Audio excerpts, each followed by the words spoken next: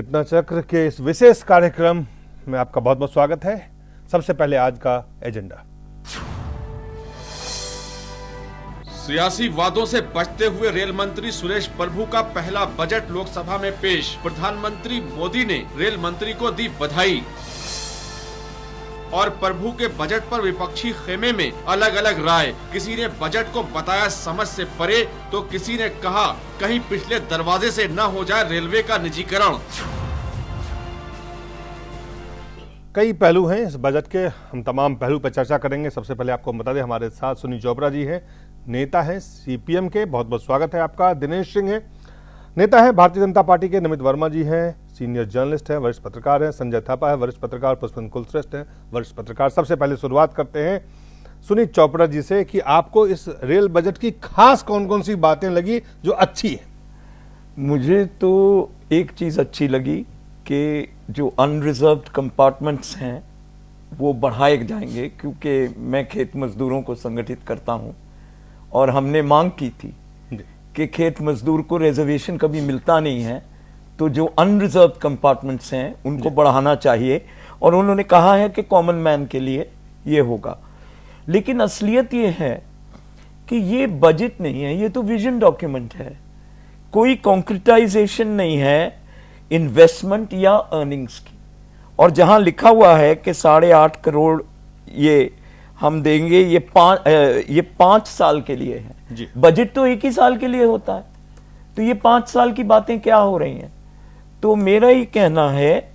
और दूसरी चीज है कि जहां पर ये बायो टॉयलेट्स ले आएंगे, हिंदुस्तान में आम टॉयलेट इस्तेमाल करना ही मुश्किल होता है। ये यूरोप की चीजें किस काम से आ रही हैं? जितना भी फाइनेंसिंग का खेल है वो एफडीआई पे छोड़ दिया गया है, प्राइवेटाइजेशन बाय द बैकडोर पे छोड़ दिया गया है और स्टेट गवर्नमेंट्स पे छोड़ दिया गया जिनके पास वैसे ही पैसा नहीं है। जी, तो आप की ये खास टेक्स हैं सुनीत चोपड़ा जी जो कह रहे हैं कि ये चीजें हैं। दिनेश जी, भारतीय जनता पार्टी के नेता हैं आप, अपने पार्टी की तरफ से पार्टी के अध्यक्ष, प्रधानमंत्री, उससे आप अलग नहीं जाएंगे, लेकिन आपको लगता है कि ये बजट इसी चीज का आपको एक्सपेक्टेशंस था जो चीजें आज निकल के आई है प्रभु जी के पिटारे से?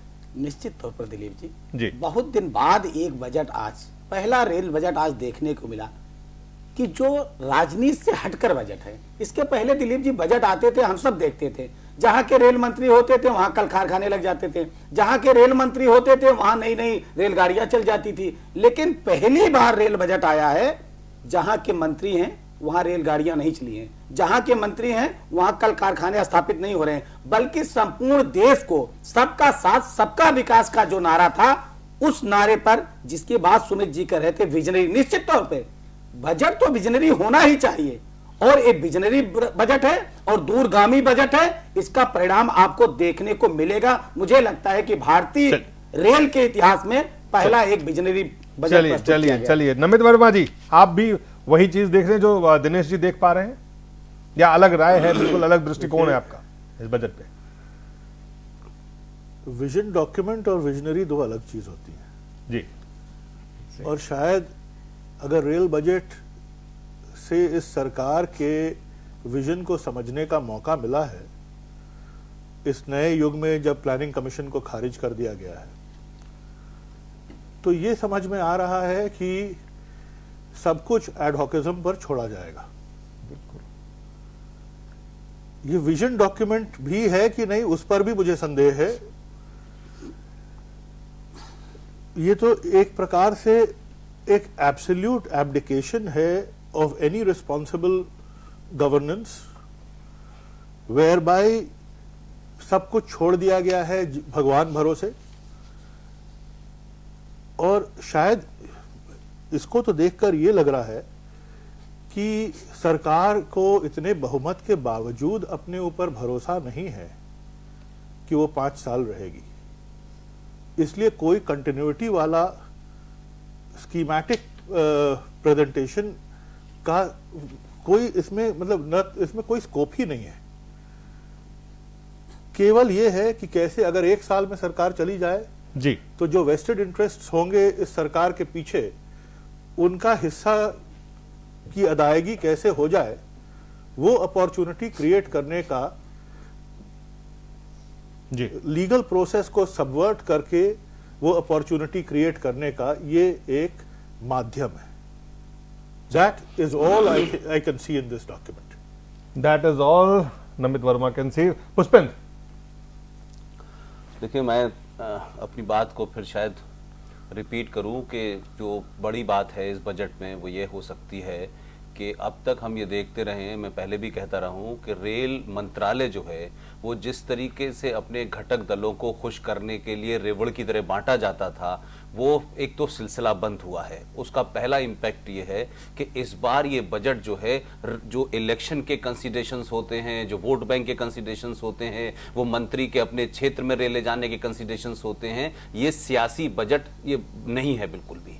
मुझे लगता है कि जिस तरीके से एक बात इसमें साफ साफ नजर आती है कि सरकार ने कोई नई घोषणा नहीं की।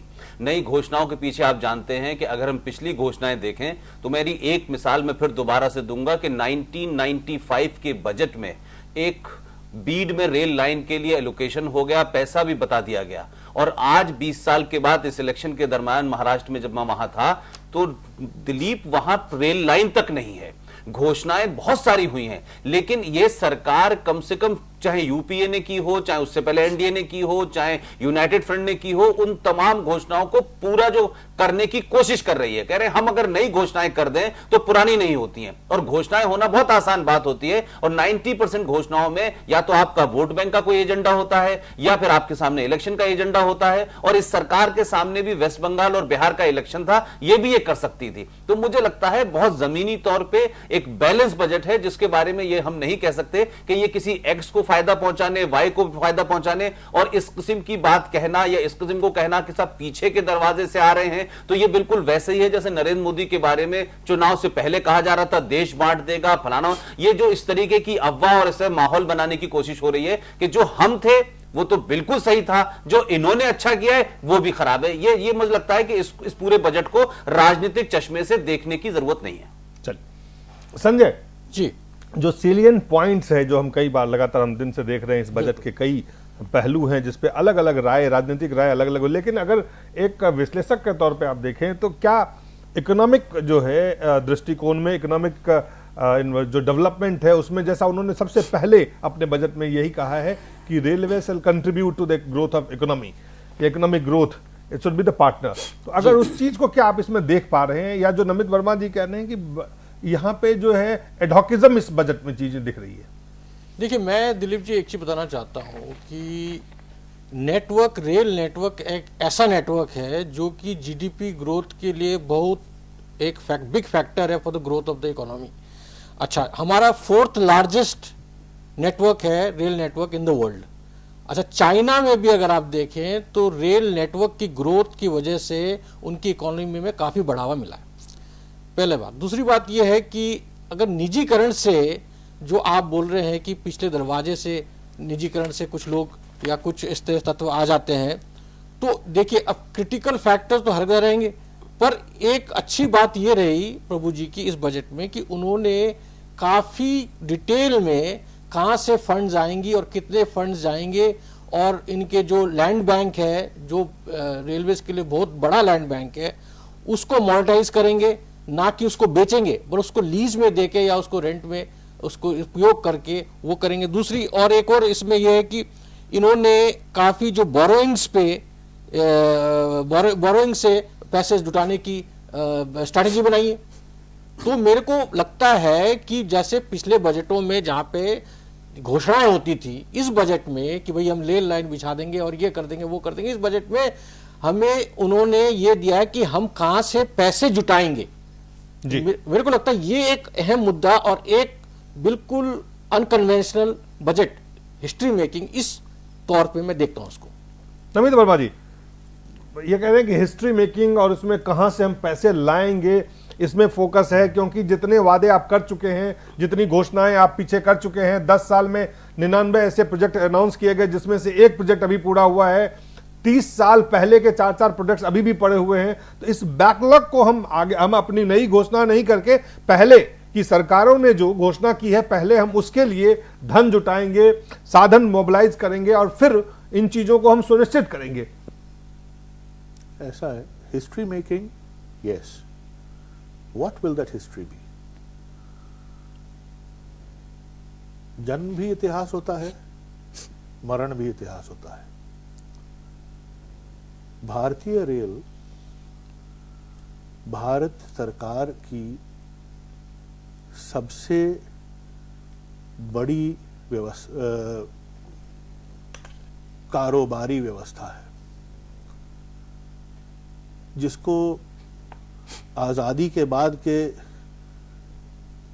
इन 60-70 वर्षों में तो जो अर्जित किया गया वो तो किया ही गया, उसके भी पहले जितने अन्य प्राइवेट और सरकारी रेलवे तंत्र थे सबको सम्मिलित करके फिर आजादी के बाद यहां तक पहुंचाया गया। और जैसा कि अभी इन्होंने कहा, ये बात सत्य है कि रेल और आर्थिक विकास दोनों जुड़े हुए पहलू होते हैं जी। दुनिया भर में जब से रेल का आगमन हुआ तब से ये बात सत्य है। और क्योंकि वो आर्थिक विकास का केंद्र बिंदु बनती है, इसलिए रियल एस्टेट के मामले में भी रेलवे स्टेशन केंद्र बिंदु होता है। और ऐसी भारतीय व्यवस्था में जहां मैन्युफैक्चरिंग ठप हो चुका है, केवल रियल एस्टेट ही एक वेल्थ का एक इंडिकेटर है जो अभी भी लोग हस्तांतरित करके धन का आदान प्रदान करते हैं। वैसे हालत में सरकारी पूंजी का निजी कॉरपोरेट्स के हाथों में प्रदान करने का तरीका भी कुछ ऐसा ही होगा। तो आप ये कह रहे हैं कि कहीं ना कहीं ये जो इस बजट में जो प्रावधान है तमाम चीजें को आप वो निजी करण के उसमें प्रयास है, आने वाले समय में जी ये हिंदुस्तान का सबसे बड़ा घोटाला साबित होगा। आने वाले समय में सबसे बड़ा घोटाला साबित होगा, ये नमित वर्मा जी कह रहे हैं कि ये तमाम चीजें ठीक है, लेकिन इस बजट में जी दिनेश जी नहीं, मैं ये कह रहा हूं कि असल में दिक्कत यही है जो नमित जी कह रहे हैं, उसका एक पहलू है। क्योंकि मैं बार बार एक निवेदन करता हूं कि आज देशवासियों को यकीन ही नहीं होता है कि क्या कोई काम बिना घोटाले का भी हो सकता है। ये दुर्भाग्य है इस देश का। जब हम किसी चीज को पॉजिटिव वे में देखेंगे तो निश्चित तौर पर उसका पॉजिटिव वे नजर आएगा, लेकिन अगर सिर्फ हम निगेटिव वे को देखेंगे तो निश्चित तौर पर उसकी जो कमियां हैं हमको वही नजर आएंगी। और किसी भी सारे लोग कह रहे हैं, संजय जी भी कह रहे हैं, नमित जी भी कह रहे हैं, सुमित जी भी कह रहे हैं कि भारतीय नेटवर्क जो है जीवन रेखा है। मैं समझता हूं कि भारतीय रेल के दो पहलू हैं। एक आपने बताया कि जीडीपी में उसका बहुत बड़ा योगदान है, ये दूसरी बात है। और दूसरी चीज है कि आम यात्री चाहे वो कहीं सर्विस कर रहा हो, चाहे वो घर पे रहा हो, उसको जो आने जाने का जो साधन है, मुझे लगता है सबसे बड़ा साधन है। लेकिन उसमें सबसे महत्वपूर्ण चीज दिलीप जी ये होती है, टिकट लेने से लेकर अपने गंतव्य तक पहुंचने की बात। नंबर एक, टिकट लेने की दिक्कत। आपको अनारक्षित टिकट भी अगर लेना है तो आप जाकर रेलवे स्टेशन पे देख लीजिए, ट्रेन आपकी छूट जाएगी, आप टिकट नहीं ले सकते। नंबर एक। अब अगर ऑनलाइन हो गया है, एसएमएस से हो गया है, तो आपको कहीं दिक्कत नहीं नजर आएगी। दूसरी चीज, साफ सफाई। आप ट्रेन में जाते हैं, उसके पहले एक बिंदु आता है कि अगर आपका रिजर्वेशन भी है तो क्या आप अपने बर्थ को पाएंगे कि नहीं पाएंगे, ये दूसरी मुश्किल थी। तीसरी बात, अगर आप प्रवेश कर गए तो साफ सफाई वहां है कि नहीं है। चौथी बात, आपको जो बिस्तर मिल रहा है, क्या वो वही प्रेस करके मिल रहा है जो पिछली बार मिल रहा था, जो यात्री छोड़ के गए हैं, कि धुला हुआ मिल रहा है, मतलब साफ सफाई। चौथी बात, आपको हेल्पलाइन, सुरक्षा की बात हो, ट्रेन की टाइमिंग की बात हो, जिसकी व्यवस्था इसमें की गई है कि जैसे आपको प्लेन के एसएमएस आता है, अगर आपको रेलगाड़ियों के बारे में एक उदाहरण मेरे सामने है दिलीप जी। एक हमारे मित्र पटना जा रहे थे, उन्होंने नेट पे देखा 1 घंटे रेल उस समय डिले दिखा रही थी, और ठीक 45 मिनट बाद उन्होंने ट्रेन को देखा तो पता चला गाजियाबाद पहुंच गई है। यह स्थिति है भारतीय रेल की, जिसकी बात हम कर रहे हैं। चौथी बात आप आइए, लेकिन जो ये बात तो वो तमाम चीजें तो लोगों ने सुना है, जिसकी चर्चा एक बात और दिलीप जी, ये तो आज मैं कहीं बैठा था यहाँ ये कहना जरूरी है। एक बात कह के अपनी वाणी को मैं विराम दूंगा। ये भी मैं कहीं बैठा था, जो कह रहे हैं कि योजनाओं की बात, अंग्रेजों के समय में चिरी मिरी से लेकर एक परियोजना है जिसकी घोषणा की गई थी, शुरुआत की गया था, कुछ बजट आवंटित किया गया था, कुछ उस पर काम हुआ, झारखंड का मसला है, लेकिन आज तक वो परियोजना हवा में है। उसका पता ही नहीं है कि कौन सी घोषणा हुई थी और किसके लिए बजट अलॉट हुआ था। तो इस देश में घोषणा करने का इतिहास पुराना है, और जिसकी चर्चा नमित जी कर रहे थे, जब आपके भाव में होगा वही आपके विचार में आएगा, जब विचार में आएगा तो वही अभिव्यक्ति बनेगी, और फिर वही आपके कृतित्व में दिखेगा। जब भाव ही नहीं होगा, जब विजन ही नहीं होगा, तो करेंगे आप क्या? नहीं तो जो पैसेंजर कॉर्पोरेट सेफ्टी प्लान है जी, लेकिन पैसेंजर सेफ्टी प्लान नहीं है, ये क्यों नहीं? कॉर्पोरेट सेफ्टी प्लान नहीं है। हाँ, यू आर राइट। वो पैसेंजर अगर मानव रहित, एक मिनट, अगर मानव रहित क्रॉसिंग पर अगर वहां पर सायरन की व्यवस्था होगी तो सुरक्षा की जिम्मेदारी कॉर्पोरेट को उपलाभ पहुंचाने का कॉर्पोरेट सेक्टर का। अगर महिला कोच में सीसीटीवी कैमरे लग रहे हैं तो सुरक्षा की जिम्मेदारी यात्री की है कि विराम दीजिएगा, मैं इंतजार किया। नमित जी, जी बोलिए नमित साहब। ये जो 9 बिंदु जो बार बार सामने रखे जा रहे हैं रेल बजट के कुछ केंद्र बिंदुओं के तौर पर, क्योंकि मेन केंद्र बिंदु तो है नहीं, उनमें से कुछ अभी दिनेश जी ने रेखांकित किया जी। उन्होंने कहा ऑनलाइन टिकटिंग तो कई वर्षों से हम इस्तेमाल कर रहे हैं, कोई नई बात तो नहीं, कोई नई बात नहीं है। अनरिजर्व कैटेगरी एसएमएस की बात उन्होंने कही, और ये बकायदे जो पीआईबी ब्रीफिंग आ रहा है यार, उसमें ये 9 पॉइंट्स बार बार आ रहे हैं। बहुत अचंभे की बात है कि ऐसी बातें जो हम लोग सबको ही जानते हैं और कई वर्षों से उपयोग कर रहे हैं, उनको इस बजट की उपलब्धि बताई जा रही है। बताया जा रहा है कि आपको जगह जगह खाने की सुविधा ट्रेन में बैठे बैठे मिल जाएगी। मैं तो पिछले 2 साल से कम सम से इंटरनेट से ऑर्डर करता हूं और वो हमको ट्रेन में सब जगह दे जाता है। तो ये कोई इस बजट की उपलब्धि है? ये सेवाएं तो हम बहुत दिन से, बहुत अरसे से, एक जरूर पिछले इस सरकार के आने के बाद इंटरनेट टिकटिंग में एक परिवर्तन जरूर हुआ, जो देखकर पहले मुझे बहुत खुशी हुई।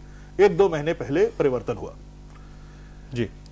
वो आईआरसीटीसी के टिकटिंग प्रक्रिया में हैंडीकैप्ड कोटा का टिकटिंग का जो पहले इंटरनेट पर सुविधा नहीं थी, वो उन्होंने कहा कि वो चालू कर रहे हैं। तो वो मैं देखकर तो बहुत खुशी हुई, लेकिन पता चला कि वो उस पर आप अवेल नहीं कर सकते। आप देख रहे हैं मैं लाठी लेके चलता हूं भाई, डिस्काउंट भी नहीं मांगता हूं, केवल इतना मांगता हूं कि भाई लोअर बर्थ दे दो क्योंकि ऊपर नहीं चढ़ पाता हूं जी। तो वो भी तब संभव है यदि आप रेलवे आपको ये कहे कि आप अमुक प्रतिशत के डिसेबल्ड है, आप ऊपर नहीं चढ़ सकते हैं, उसलिए आपको लोअर बर्थ की एंटाइटलमेंट नहीं मिलेगी जी।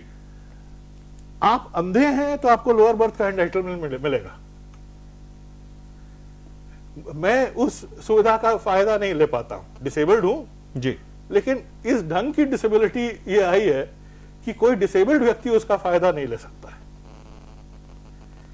और कोई भी मुझे इस प्रकरण में ऐसा कोई, मतलब कोई नया स्कीम जो ये नया कहते हैं, उसमें से कौन स्कीम है जो हम लोग पहले जिसका सेवन नहीं कर रहे थे? नहीं दिलीप जी, मैं बताता हूं, आप फुल लेंथ पे ट्रेन चलाने की बात हो रही, पहली बार हो रहा है, पैसेंजर से पहली बार हो रहा है। पैसेंजर फुल लेंथ का पैसा कहां से आएगा? वही बात की जा रही है ना सुमित जी। आप कम से कम जो चीजें कही जा रहे हैं उसका तो स्वागत करिए। आप ये प्रश्न पूछिए, मैं उसको भी बता रहा हूँ पैसा कहां से आएगा, कहां से आएगा बता रहा हूँ। सुमित जी, आपने कभी जो इतने प्रोजेक्ट अनाउंस हुए, सुमित जी, उससे पहले पूछा था आपको सरकार में भागीदार थे, बता रहा हूँ, तब पूछा था आपने पैसा कहां से आएगा, और पूछा था हम तो हर वक्त पूछते हैं, हम हर वक्त पूछते हैं। ये पार्टी के चश्मे से मत देखा करिए आप।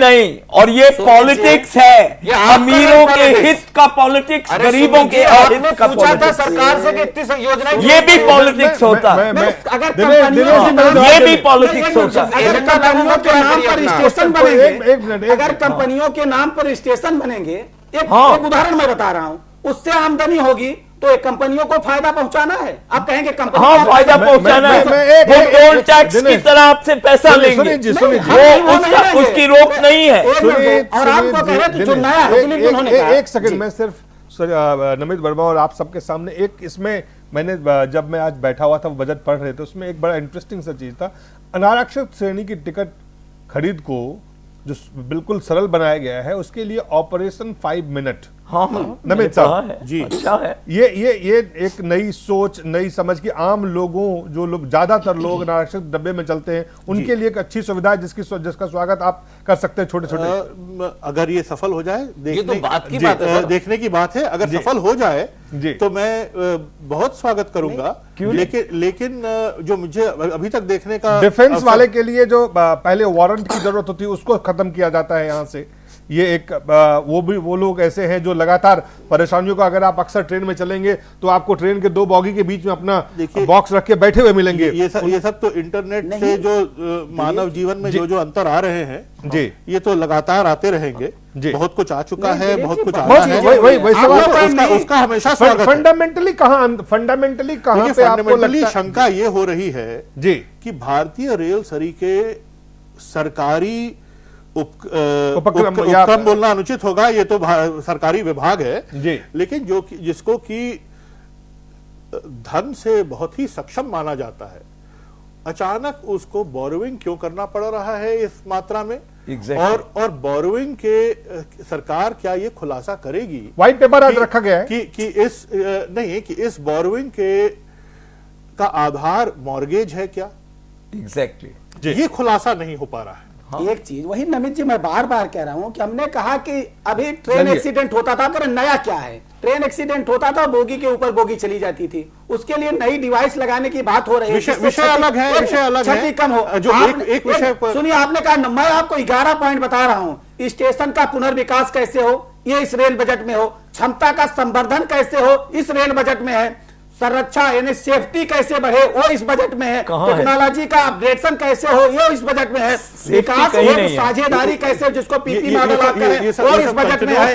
प्रबंधन परियोजनाओं का प्रणालियों में सुधार कैसे हो, वो इस बजट में है। और संसाधन कैसे जुटाया जाए, वो इस बजट में है। और मानव संसाधन का बेहतर उपयोग कैसे हो, वो इस बजट में है। ऊर्जा का स्थायित्व, जैसे जगह जगह सोलर लाइट से कैसे हम ऊर्जा का उत्पादन कर सकते हैं स्टेशनों पर, उसकी व्यवस्था इसमें है। पारदर्शिता और सुशासन के लिए पहल की जा रही, वो इस बजट में है। आप कह रहे हैं पैसा वो देगा, नहीं है। चलिए, पैसा वो देगा जो बिड करेगा आपके स्टेशन के लिए। कौन बिड करेगा, खाएगा या नहीं? सुमित जी, जो जनता के नेताओं के लिए बजट नहीं, मैं तो कह रहा हूँ ये पार्टी के लिए बजट नहीं है। जनता के लिए कहाँ है? जनता के जो पैसा आपने टिकटों पे बढ़ाया है 14% कम नहीं किया है। आम जनता के लिए बजट है। आम जनता का पैसा टिकट का कम नहीं किया है। दिनेश जी सुने, दिनेश जी, आम जनता का पैसा टिकटों का कम नहीं किया है, 14% ज्यादा बढ़ाया। आप दोनों लोग साथ और वो पेट्रोल की समझ में नहीं आएगा। पेट्रोल की कीमत पे बढ़ाया गया था, अब पेट्रोल की कीमत घट गई तो घटाया। हमारे साथ और भी मेहमान हैं, लेकिन उससे पहले आपको हम कुछ अंश सुरेश प्रभु जी के बजट भाषण का कुछ अंश दिखाना चाहते हैं। सबसे पहले जो उन्होंने हाई स्पीड ट्रेन को लेकर जो बात कही, वो क्या कहा उन्होंने? Madam, will continue to pursue with vigor our special projects like high speed rail between Mumbai and Ahmedabad. The feasibility study for this is in advanced stage and report is expected by the mid of this year. Quick and appropriate action will be taken once the report is available with us. Regarding the other high speed routes on the Diamond quadrilateral, studies are being commissioned and we are working on them. इसके अलावा उन्होंने बात कही कि जो रेलगाड़ियां हैं उनकी स्पीड भी बढ़ाई जाएगी। सिर्फ हाई स्पीड ट्रेन नहीं चलेगी, बल्कि हाई स्पीड को भी बढ़ाने की बात कही है, वो भी आपको हम दिखाते हैं। 160 से the speed of 9 railway corridors will be increased from existing 110 and 130 kilometers to 160 and 200 kilometers respectively, so that inter-metro journeys like Delhi-Kolkata and Delhi-Mumbai can be completed overnight, so my friends from West Bengal can reach early. अलावा जो बातें उन्होंने कही, एक minute और कई कुछ अंश हैं। अनमैन्ड क्रॉसिंग की जो बात उन्होंने कही है, वो भी आपको दिखाना चाहते हैं। Our ultimate objective to eliminate all unmanned level crossings by construction of road overbridges and road under bridges. In the short term, RDSO has been asked to develop a suitable device with a reliable power supply system based on theft-proof panels, batteries, in consultation with Indian Space Research Organization, that is ISRO, using geospatial technology for providing audio-visual warning to road users at unmanned level crossing. Further, a radio-based signal design project has been taken up with IIT Kanpur for warnings at unmanned level crossing. Suresh प्रभु ने जो बात एक और जो सबसे अहम है कि ट्रेन पंक्चुअल समय पे चले, उसके बारे में उन्होंने क्या कहा वो भी आपको हम दिखाते हैं। ये हर बार कहा जाता है कि ट्रेन समय पर चलेगी, लेकिन सच्चाई ऐसा नहीं हो पाता है। तो आपने इस बार कहा है, तो क्या प्लानिंग किस तरह से करें, कुछ बता सकते हैं? ये जो पंक्चुअलिटी की बात है ना, एक तो हम एक एडमिनिस्ट्रेटिव ऑर्डर से कर सकते हैं। जो फिजिकल इंफ्रास्ट्रक्चर जब तक ठीक नहीं होगा, आप कितनी भी कोशिश करें, कुछ भी करें, तो एक तो पंक्चुअलिटी लाने के लिए शॉर्ट टर्म मेजर की जरूरत है, जो लेके ही रहेंगे और लेते रहे ही है। लेकिन साथ साथ में जब तक स्ट्रक्चरल इश्यूज जो है उसको आप ठीक नहीं करेंगे, वो स्ट्रक्चरल इश्यूज के बिना पंक्चुअलिटी नहीं आ पाएगी। इसलिए मैंने मेरे बजट स्पीच में भी कहा कि ये जो हमारे 2 हैंगिंग फ्रूट्स है, उसको यदि आप साथ में लेते, पकड़ लेते, तो उसका लाभ मिलेगा। उसमें punctuality will be one of the biggest successful.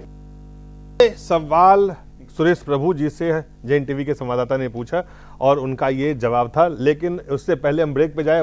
Pushpendra, कई अंश हमने दिखाए, कई चीजें ऐसी है जो बिल्कुल हालांकि दिनेश जी अपना पक्ष भारतीय जनता पार्टी के तरफ से रख रहे हैं, सुनील चोपड़ा जी कह रहे हैं, लेकिन जो कुल मिला करके जो इस वक्त हम देख रहे हैं कि अभी भी अलग अलग विचार हो सकते हैं, लोकतंत्र में यह बहुत अच्छी, लेकिन कुल मिलाकर के जो तथ्य सामने आए हैं बजट के, उसे क्या लगता है कि ये बजट जो है अब तक, चलिए एक सियासी पक्ष को अगर हम छोड़ दें, तो जो आर्थिक पक्ष है इस बजट का, चाहे वो प्राइवेटाइजेशन की बात कही जा रही है, चाहे रिसोर्स मोबिलाइजेशन की बात कही जा रही है, चाहे इनोवेशन की बात कही जा रही है, न्यू टेक्नोलॉजी जो इसमें इन्वॉल्व किया जा रहा है बेहतर करने के लिए, वो सारी बातें हो रही है, कुल मिलाकर के दिशा किस तरफ है?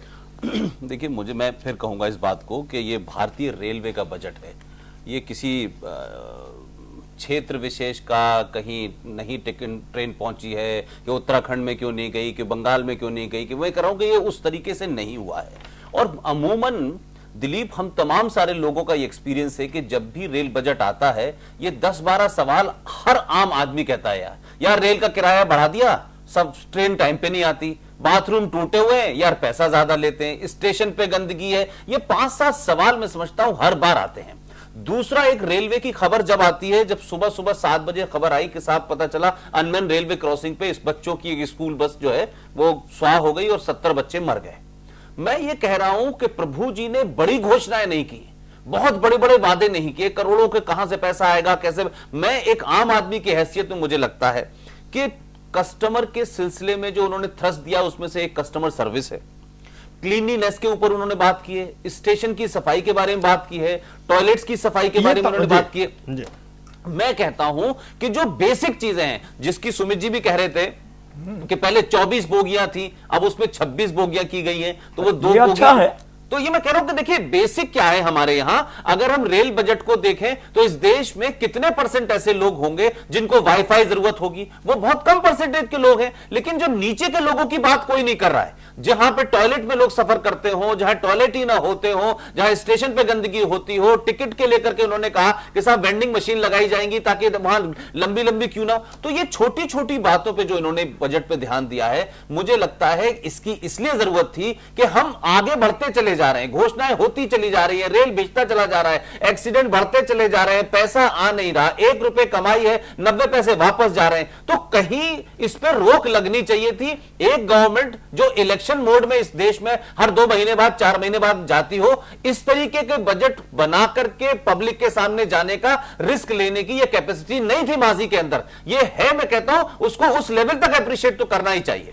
नहीं, इसमें एक चीज तो आपको देखनी है, 7,000 और टॉयलेट्स होंगे, बायो टॉयलेट से रिप्लेस होंगे। बायो टॉयलेट्स कौन सी विदेशी कंपनियां आपको देंगी, किस कीमत पर देंगी, उसका कुछ नहीं है। इसके साथ साथ रिप्लेस का अर्थ है कि 7,000 पुराने फेज आउट एग्जैक्टली रिप्लेस होंगे, नए नहीं है। टॉयलेट आपकी ट्रेनों में ऑलरेडी बहुत से हैं। हाँ, और उनका हाल आप तो ट्रेवल करते होंगे, मैं तो करता हूं। बायो टॉयलेट को हिंदुस्तान में इस्तेमाल करना ही बहुत मुश्किल है। चलिए, तो इस देश के लिए नहीं है, ये जापान के लिए रेल बजट है, और जो और जापानी पैसे के लिए। नमित वर्मा जी कुछ करना जी। देखिए, पहली मैं एक बात आप पुष्पेंद्र जी की पर ईश्वर का शुक्रगुजार होना चाहिए कि अमूमन 70 बच्चों के जो आपने बात कही वो अमूमन सुनने को नहीं आता है। और अरे मैंने बजटीय आकलन में ऐसे प्रचार मार्फत अप्रोच का से हम अगर थोड़ा सा दूरी बना सकें।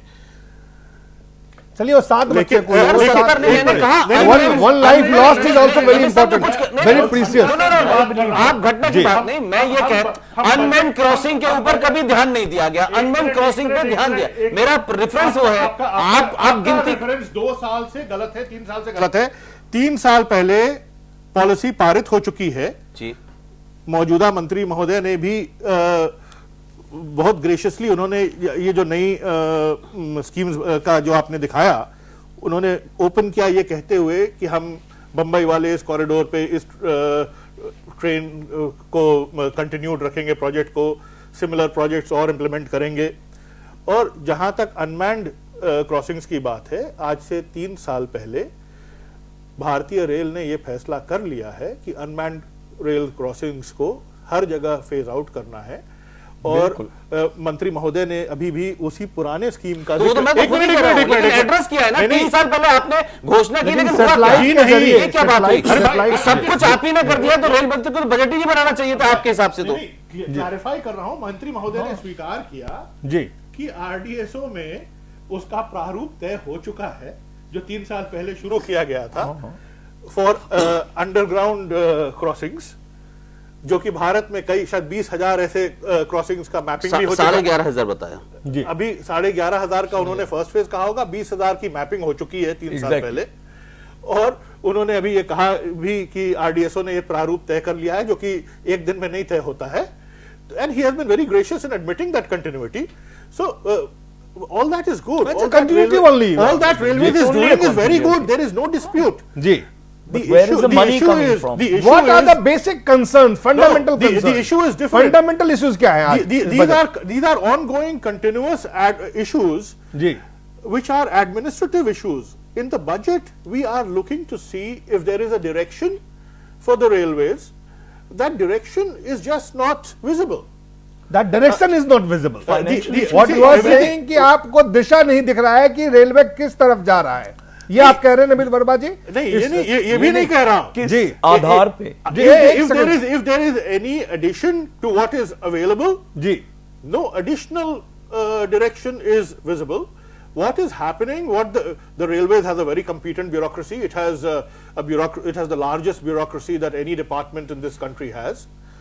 And हम लोग so you what exactly when you saying there is a fundamental mismatch? और मैं ये पूछ रहा हूं कि क्या ये भारतीय आर्थिक प्लानिंग और भारतीय सरकारी आर्थिक व्यवस्था जी में झांकने का, क्या ये इसे हम एक उदाहरण माने कि आज के बाद से जो जैसा चल रहा है वैसा चलेगा, या उसमें फंडामेंटल चेंज, विजिबल चेंज आएंगे? उसमें जी समय अनुसार जी जो हम लोगों को चेंजेस लाने की जरूरत होती है, जिसके लिए सरकारें बनती हैं। हमारे यहाँ की सरकार में राजनीतिक व्यवस्था है जो इम्पेटस प्रदान करने के लिए है, और ब्यूरोक्रेटिक व्यवस्था है जो कि जैसा चल रहा है वैसे चलाने के लिए। तो आप कह रहे हैं कि ये क्या होता है, ये देखने की राजनीतिक व्यवस्था की का क्या योगदान है जी, ये हम आप नहीं देख पा रहे। पेश किए हुए बजट से उम्मीद रखते हैं कि वो समझ में आएगा। चलिए, ये तो संजय जो चल रहा है ढर्रे में जी, उसी का इंडोर्समेंट है, उसमें कोई हर्ज नहीं है। उसमें कोई हर्ज नहीं है, जो चल रहा है उसी को राजनीतिक व्यवस्था से एक वैक्यूम हम लोगों को देखने को मिल रहा है। ठीक है, आप कह रहे हैं कि कंटिन्यूटी है, कंटिन्यूटी में कुछ चीजें जोड़ी गई है, which is a very natural. Sanjay वो कह रहे हैं कि इसमें जो लैंडमार्क चेंज या विजिबल जो डायरेक्शनल चेंज होना चाहिए वो नहीं दिख रहा है। इसमें visible change may not be visible at the moment, but मेरा ये मानना है कि जो प्रभु साहब ने आज बजट पेश किया जी, उसमें उन्होंने कई केंद्र बिंदु ऐसे डाले हैं जिससे हम ये अपेक्षा कर सकते हैं कि आगे इनका जो है अच्छा अपग्रेडेशन होगा। पॉइंट नंबर 1 इज दैट कि जो ये डीजल फ्यूल के कम होने पे पैसे बचे हैं, उनसे ये आप सुमित साहब एक क्वेश्चन उठाएंगे कि भाई रेल भाड़ा पैसे कहां से लाएंगे? भाड़ा कम कर सकते थे, हाँ भाड़ा कम कर सकते थे, पर इन्होंने भाड़ा ना कम करके इन्होंने क्या किया है, भाड़ा जी बढ़ाया तो नहीं ना, बढ़ाया नहीं, लेकिन वो पिछली बार ना आप बताइए, वो fund will be used in expansion. चलिए बोलिए। वो भी स्वागत है। नहीं दिलीप जी, कहां एक्सपेंशन के लिए यूज होगा? 8 लाख करोड़ 5 साल में, ये कौन से एक्सपेंशन है? दिलीप जी 8 लाख के आधार अलावा परिवर्तन नहीं दिख रहा 1 लाख करोड़ इस साल के लिए 1500 वो परिवर्तन जो परिवर्तन जी आप कंटिन्यूटी कम से कम संजय नाम से हमको लगता है कुछ दूरदृष्टि है, शायद कुछ दिखाई दे रहा है, लेकिन कुछ लोगों को नहीं दिखाई दे रहा है। मैं उनको कह रहे हैं आधारभूत परिवर्तन नहीं है। जब धोखे का, जब फरेब का, जब राजनीति का, जब लब्बाजी का रेल बजट आता था तो विजनरी बजट होता था, जिसकी चर्चा अभी तक हम आप कर रहे हैं कि घोषणाएं होती थी, पूरी नहीं होती थी। आज कहा जा रहा है ना कि अगर रेल की आवश्यकता होगी, अगर ट्रेन की आवश्यकता होगी, पहली बार हो रहा है कि हम मध्यावधि योजना बनाएंगे ना, अगर आवश्यकता होगी तो हम बीच में भी ट्रेन चला सकते हैं। ये कहा गया कि आज ही चलाएंगे, लेकिन कम से कम जो घोषणाएं हो गई हैं वो तो समय पर पूरी हो जाए। नहीं संजय जी, वही बात मैंने आपको समर्थन किया। और सुमित जी ने एक सवाल उठाया, जब बंगाल की बात आई तो आपने कहा देखिए राजनीति, ये नहीं आपने कहा ओवरनाइट जर्नी, अरे ये देखिए कैसे करते नहीं, तो पूरी एक्सरसाइज बन के रह गए हैं आप, आपको राजनीति नजर आती है जी का इसमें पूरी एक्सरसाइज है। आप कैसे दिल्ली से कलकत्ता पहुंच जाएंगे? जिस कुल मिला जो चीजें सवाल उठ रहे हैं ये अच्छे, देखिए प्रावधान अच्छे हैं, वो कह रहे हैं कंटिन्यूटी है, अच्छी बातें हैं, ठीक चीजें दिखेंगी, अगर इंप्लीमेंट होगा तो इसके अच्छे प्रभाव होंगे, इसमें किसी को कोई सवाल नहीं है। सवाल है कि जिस मैंडेट को लेके, अगर मैं सवाल को सही समझ पा रहा हूं, नमित वर्मा जो कह रहे हैं, जिस मैंडेट को लेके ये सरकार बनी, उस मैंडेट वाला बजट ये है क्या? सवाल ये है, नहीं है सवाल है। चुनाव नहीं है, 5 साल बाकी है, उम्मीद है कि एक साल के लिए विजन आएगा। ये बजट एक ही बार होगा क्या 5 साल में? मैं कह रहा हूं ये पहले साल का आपकी डायरेक्शन फर्स्ट बजट पहले बात डायरेक्शन की, वो लोग बात कर रहे हैं जिनकी पार्टी का उपाध्यक्ष भागा हुआ और ये पता नहीं किस डायरेक्शन में पार्टी जाएगी। अरे पुष्पेन जी, आजादी के 6 दशक, पर आप भी तो रेल मंत्री उधार लेके आए हैं दूसरी पार्टी से, उधार लेके आए हैं। आप भी उधार लेके आए हैं। लेट्स टॉक फंडामेंटल,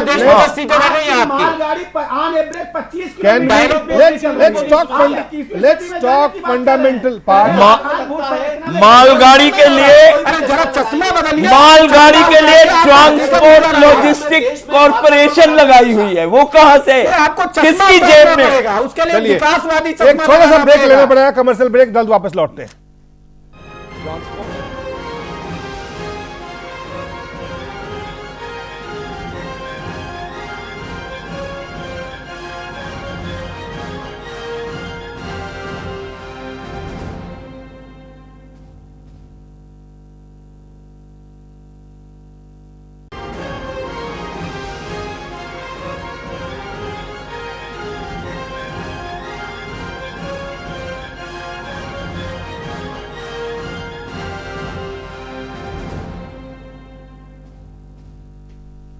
एक बार फिर से स्वागत है घटना चक्र में। हम चर्चा कर रहे हैं रेल बजट पे, जो सुरेश प्रभु ने आज पेश किया, उनका पहला बजट, और इस सरकार का, मोदी सरकार का पहला संपूर्ण बजट है, ये पूर्ण बजट है।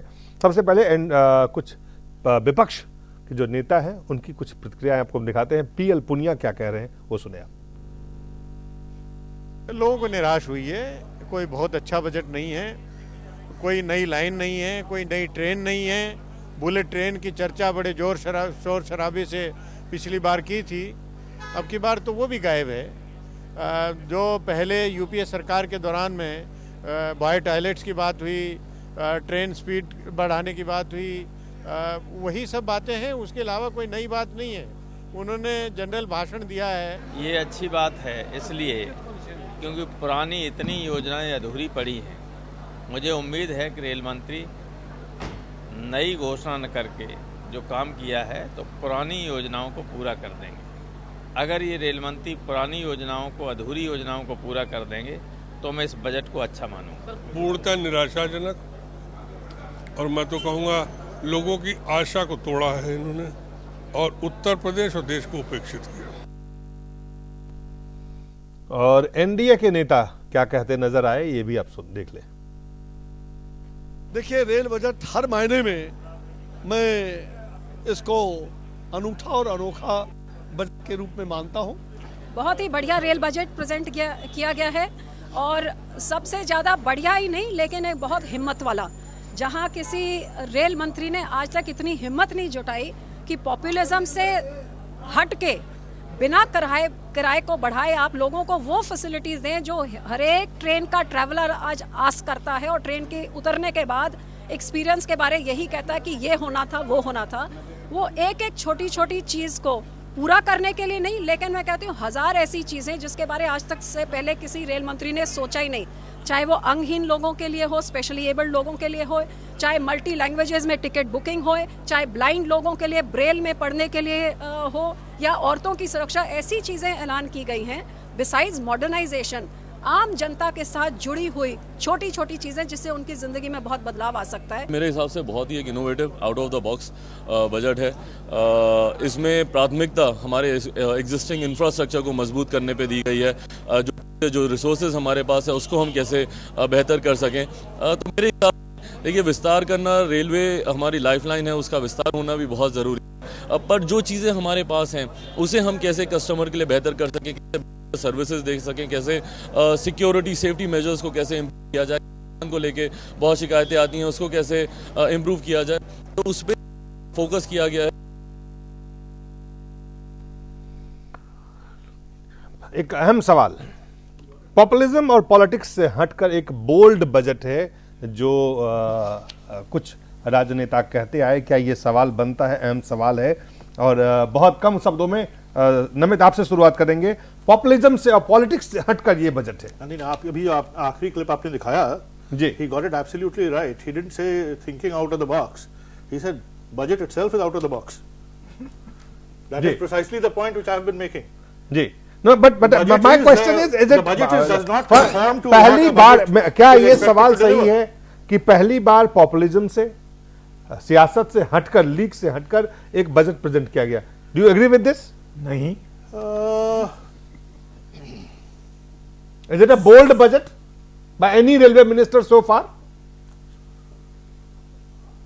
Bold is a foolhardy, bold, courageous, thin lines, very, very difficult to distinguish between these words.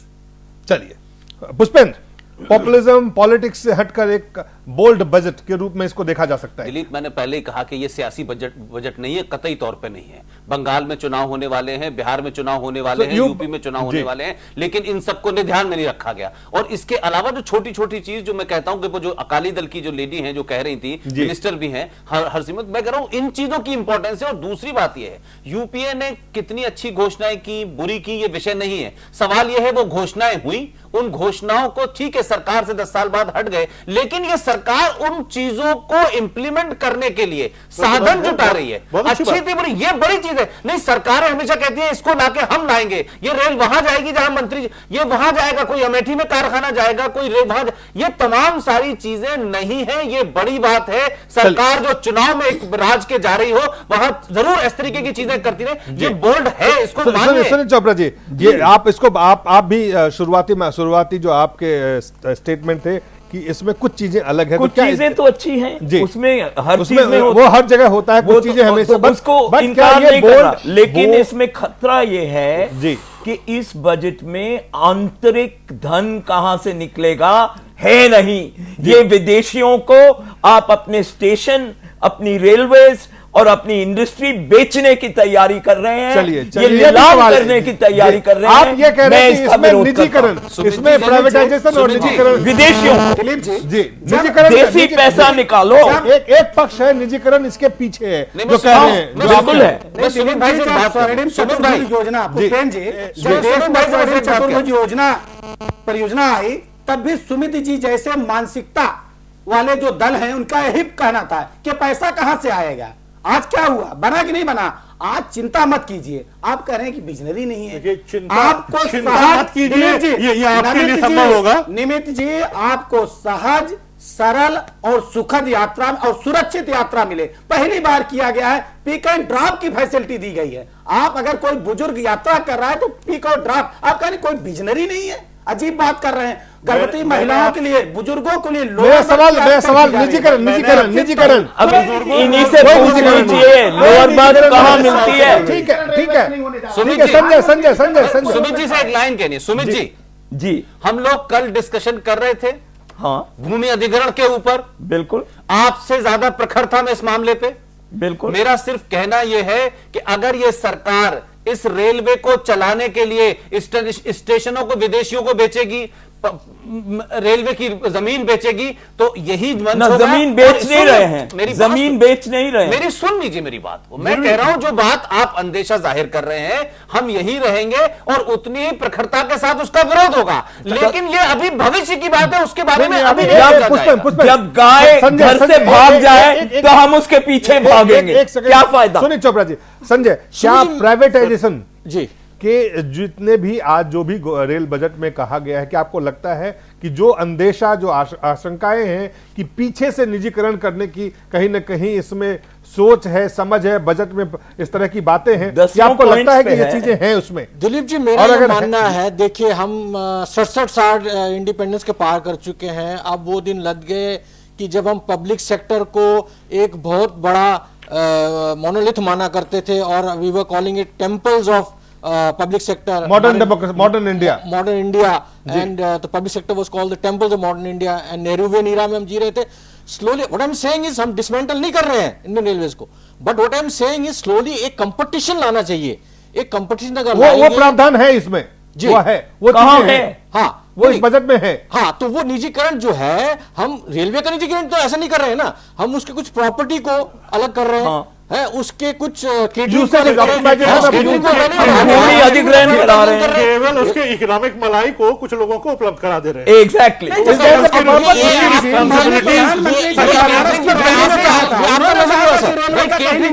Privatise हो चुकी है भाई। केटरिंग के बारे में क्या नहीं बात है, केटरिंग पूरी रेलवे की बात है। खाना खा के देख लो आप, उसमें कौन सी बात है भाई? नमित बलवारी से आप क्या इसमें जो निजीकरण का आशंका है, आशंका क्यों होती है, मैं आपको उसका वो भाषा बजट में की जो भाषा है जी उसका जिक्र करता हूं। बिल्कुल, जैसे उदाहरण आता है कि हमारे पास समय बहुत कम रह गया है, आप 1 मिनट में इसको वाइंड अप करना है हमें। जैसे सोलर पावर की बात आई है, बहुत अच्छी बात है, मॉडर्न टेक्नोलॉजी का उपयोग हो रहा है, लेकिन स्कीम यह है कि रेलवे की जमीन का उपयोग कोई निजी व्यक्ति सोलर एनर्जी उत्पादन करने के लिए करेगा। सोलर एनर्जी के लिए केवल एक ही चीज की तो जरूरत है, भूमि जिसके ऊपर वो पैनल्स लगाए जाए। तो रेलवे तो कुछ देना ही देना है। अगर वो स्कीम रेलवे स्वयं इंप्लीमेंट कर सकती थी, उसका निजीकरण करने का क्या जरूरत था जी? किसी को मलाई खिलानी है। लेकिन एक चीज मैं अंत में कहना चाहता हूं कि जो भी है, लेकिन कम से कम इन रेल मंत्री के द्वारा किसी भांजे के द्वारा किसी मामा को फायदा पहनाने का बजट नहीं है। आप आश्वस्त देखिए, मामा मिल जाएंगे जब आएंगे, मामा आ जाएंगे। और मुझे लगता है देश हित का बजट है, पहली बार कोई बजट आया है जो यात्रियों के हित का बजट है, न कि किसी नेता के हित का या पार्टी के हित का बजट है। चलिए हमें यहाँ पे समाप्त करना पड़ेगा। संजय, पुष्पेंद्र जी, नमित साहब, संजय जी, नमित चोपड़ा जी और दिनेश जी, आप सबका बहुत बहुत धन्यवाद और आप सब दर्शकों का भी बहुत बहुत धन्यवाद।